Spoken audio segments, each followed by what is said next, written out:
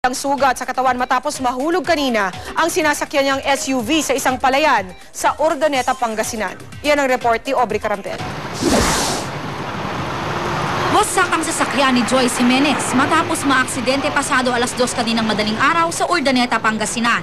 Pabalik na sa Maynila ang grupo ni Joyce galing sa isang taping sa Baguio nang may makasalubong silang isang truck at iniwasan ang kanyang driver. Ang sinasakyang SUV ng aktres dumausdos. Nabali pa ang mga punong nadaanan bago mahulog sa isang palayan. Itinakbo sa Urdaneta Sacred Heart Hospital si Joyce, pati ang driver na si Zaldi Huno, ang kanyang road manager na si Don Boy Espiritu at PA na si Catherine Transporte. Agad ding ibinyahe si Joyce sa Medical City sa Pasig sakay ng ambulansya. Napasugod din sa ospital ang tsuhing doktor ni Joyce na si Dr. Waldo Mandaya para personal na tingnan ang lagay ng pamangkin.